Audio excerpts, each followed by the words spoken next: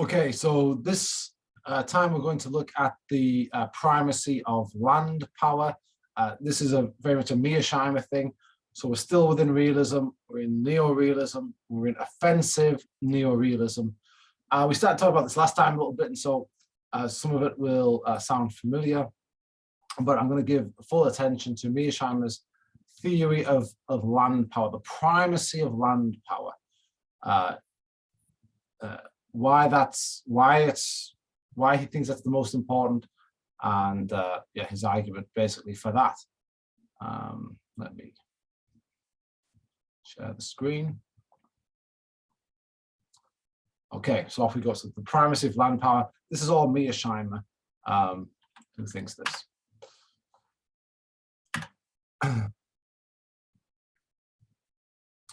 So for Mearsheimer, then, there's four types of military power. There's independent sea power, strategic air power, land power, and nuclear weapons. And we'll talk about all four of those.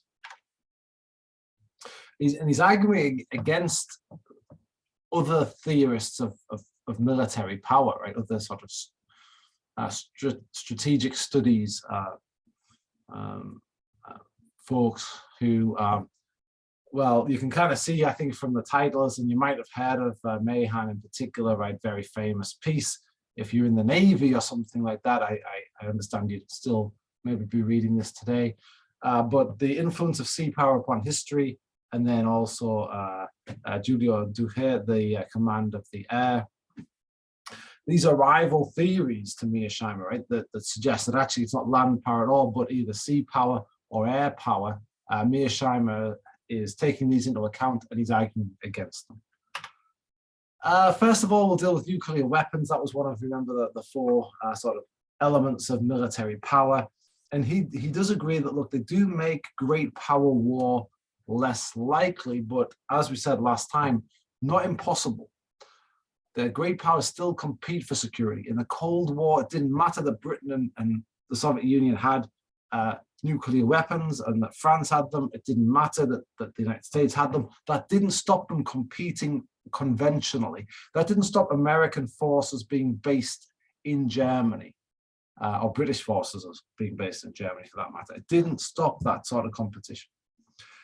And his argument is, well, if it didn't stop that sort of competition, both sides must have thought that there could potentially have been a war, even with nuclear weapons. And so they acted, at least the way they acted, I mean, they acted as though a conventional war could have happened. So Mearsheimer says, unless one state has nuclear superiority means this. Doesn't quite mean that like just one state has nuclear weapons and no other states have them. That could be the scenario. But the other possibility is that one country has the potential to survive a nuclear attack,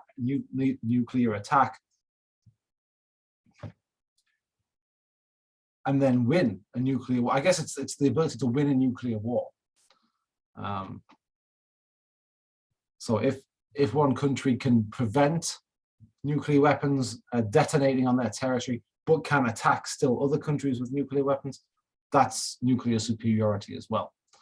But other than that, except for that, nuclear balance doesn't matter. So it doesn't matter that, the United Kingdom has, far fewer nuclear warheads than the Soviet Union or than Russia does today. And that doesn't matter, because anyway, the number that Britain have would do severe damage to Russia if they detonated them in Russian territory. And obviously the Russian ones would similarly destroy the United Kingdom. So it doesn't matter, the balance doesn't matter unless the balance is such that one state can do harm to the other and not incur much of a response.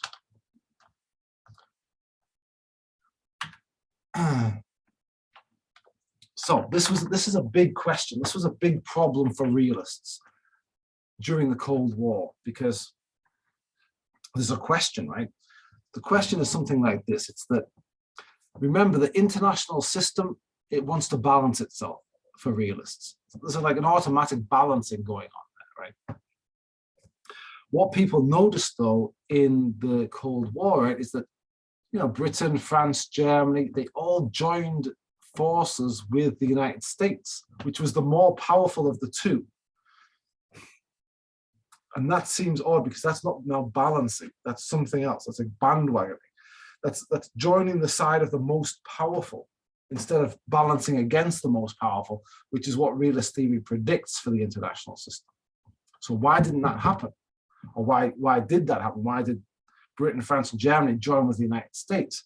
Now, you're not allowed to say things like, well, they had like a liberal tradition or something like that, a liberal political tradition, or, you know, they're all democratic countries, right? Or they were non-communist countries.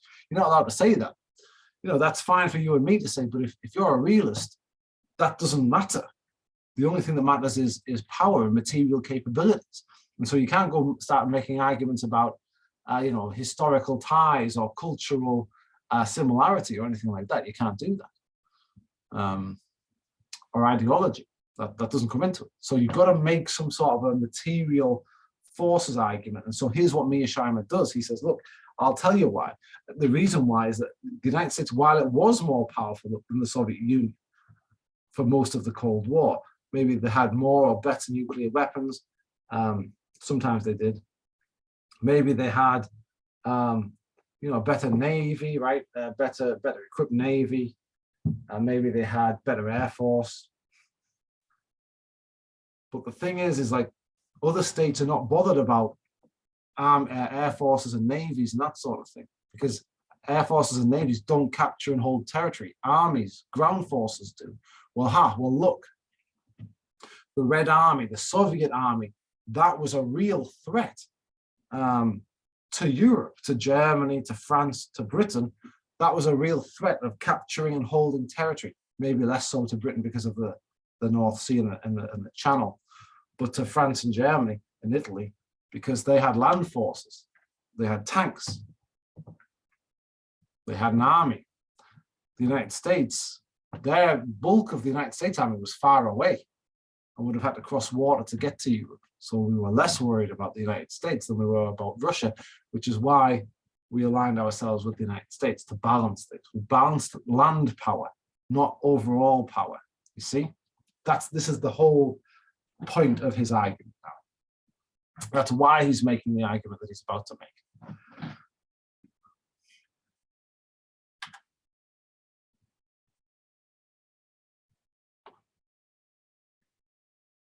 So, naval power in support of the army.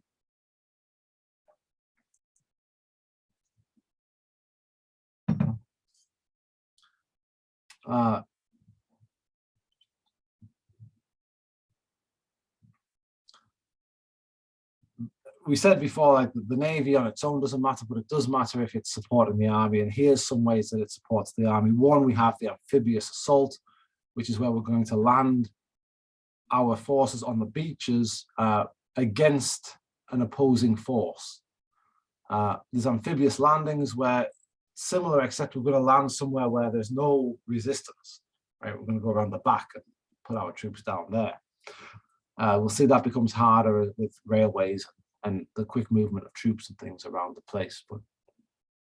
And then troop transport generally, right? So troop transport is again sort of similar to the two, except like maybe at this point, you know, your front lines moved into the country, and now you're bringing in people behind.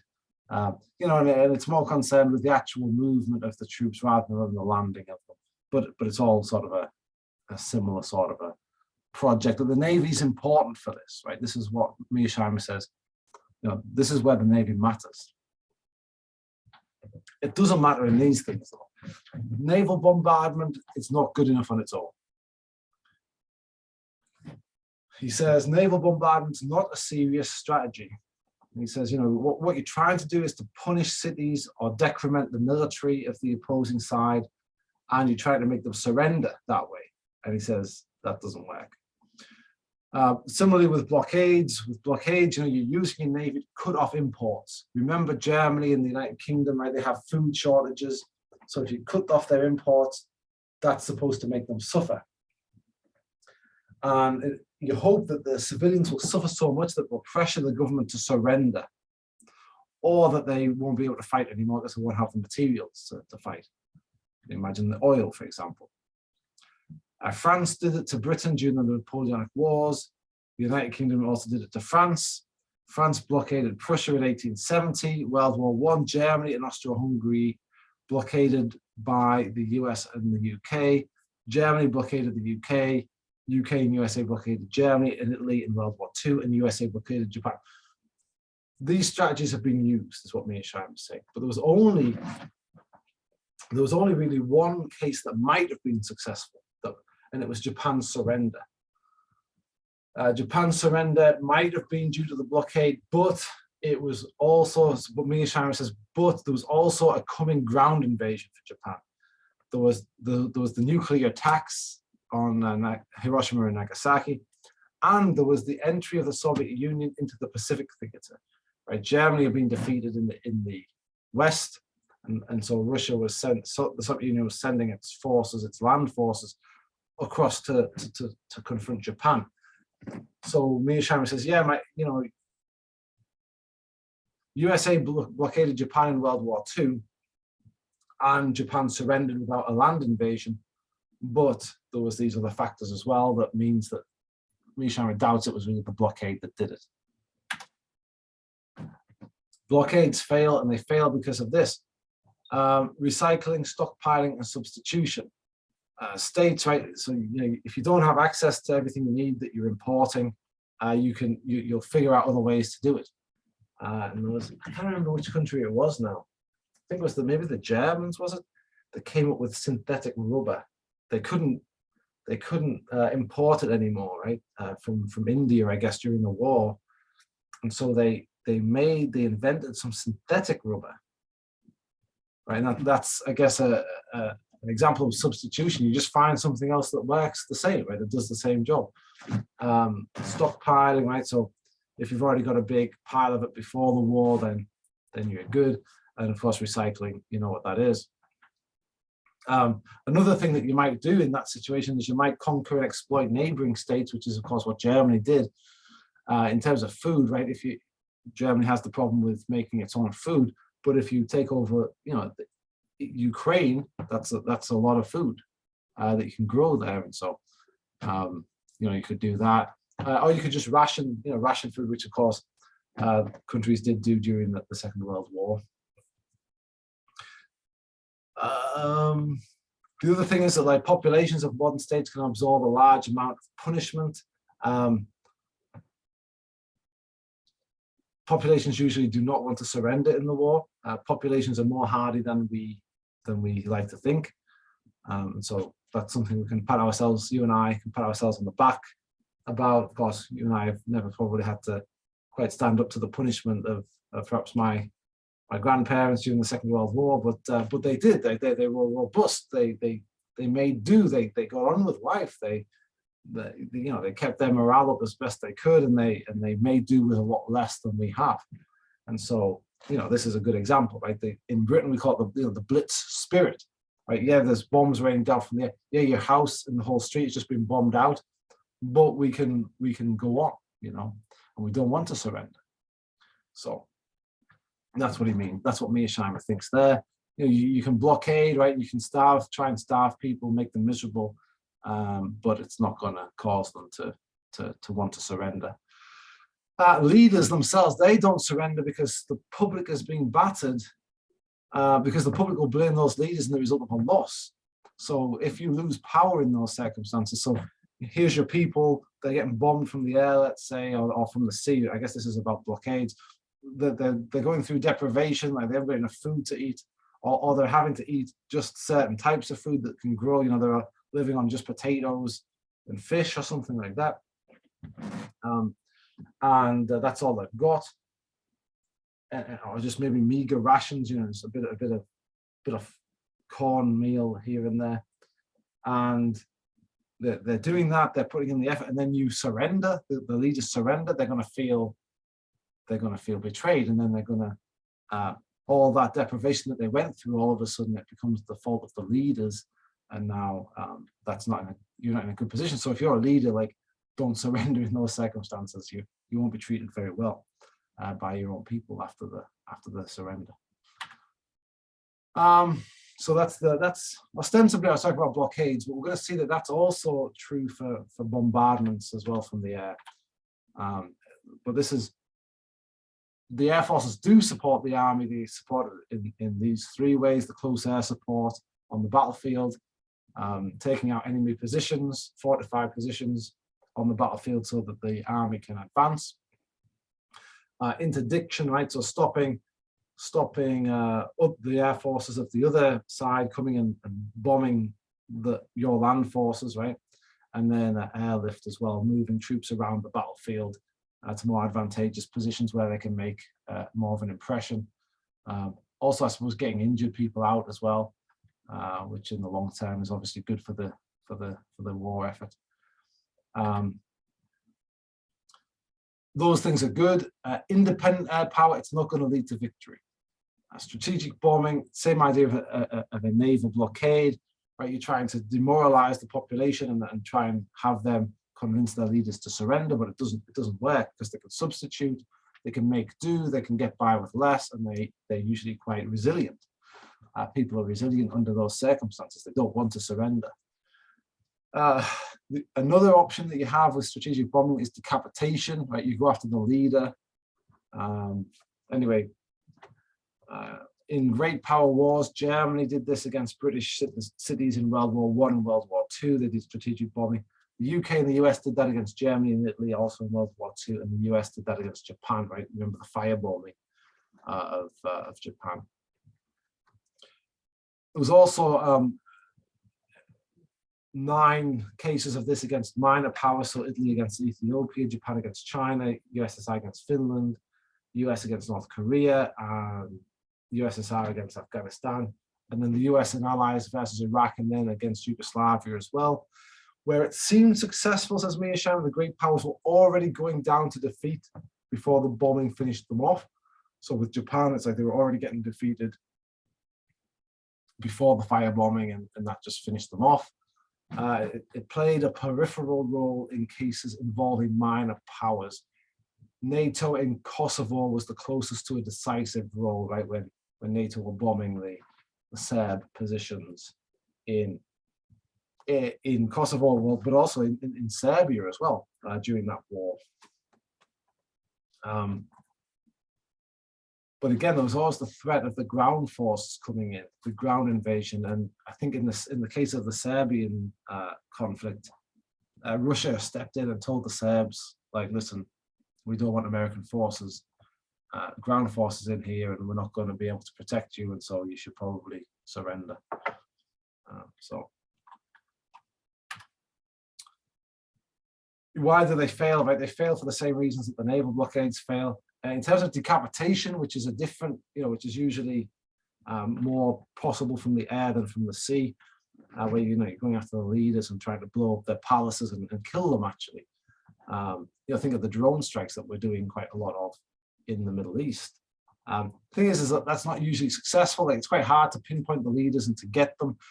When you do get them, it leads to revenge, but also, like, even when you get him, organizations, especially nation states, but even like the smaller terrorist organizations that we're going after these days, they have organizational structures where the next guy that's going to come up and take the place of the guy who's killed is likely going to follow the same sorts of policies. So I guess if we think of the United States, right, if somebody took out President Biden, right, Kamala Harris would take over, right, and would perform pretty much the same sorts of policies before. Yeah, that sort of president, vice president thing. But even, if you killed every single Democrat, right, in terms of foreign policy, the Republican president that we'd have to find if every single Democrat was dead, then, would follow pretty much a similar sort of a foreign policy. So taking out the leader, it's hard to do. It's not always successful.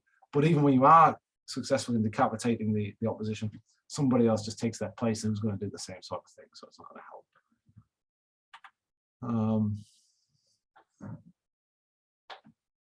It's all about armies for Mearsheimer. Out of the 10 wars between great powers, 7 had no blockades or strategic bombing, and in the 3 that did, it was battles between armies that really decided them. So Mearsheimer says, blockades, strategic bombing, that's not going to do it. And here's a list of the wars that had naval blockades and/or strategic bombing. Actually, it's only the ones with the stars that had the naval blockade, the strategic bombing. The others didn't.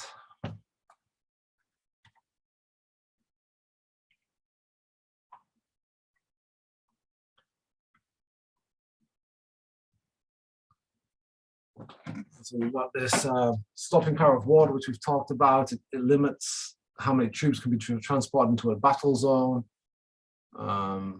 It used to be right that speed and capacity limited effectiveness. Now it's the mobility of defending troops, firepower against ships close to shore, right? So there's a lot of coastal defenses now, and you can deliver quite a lot of firepower against navies if they're quite close to your shore. So it's hard to then land troops.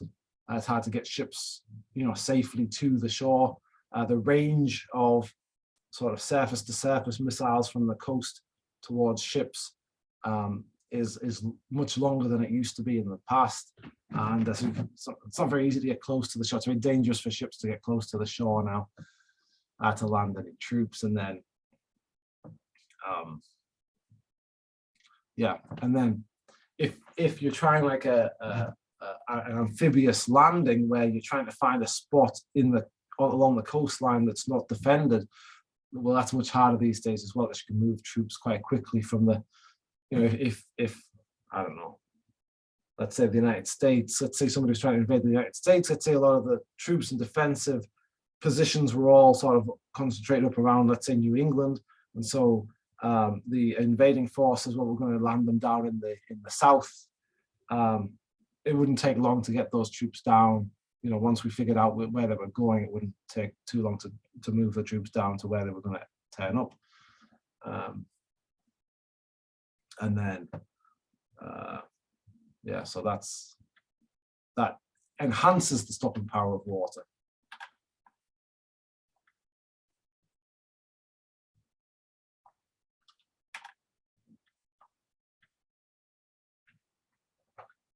Well, and then we're back to nuclear weapons again.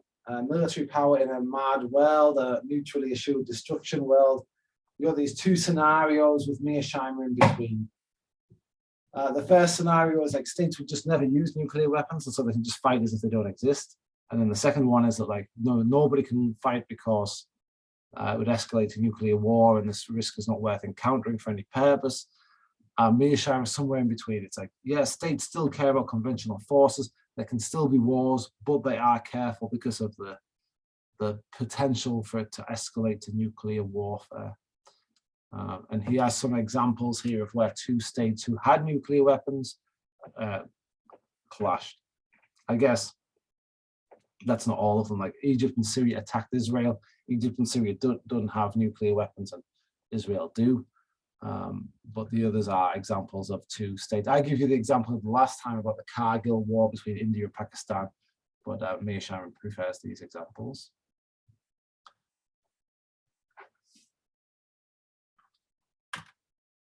And finally,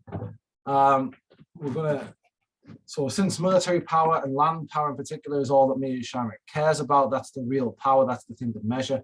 How do we measure it? Well, that's what we do. We count the soldiers, assess their quality and the quantity and quality of their weaponry.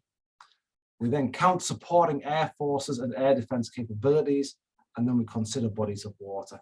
If we do those three things, we can measure the military power of any state.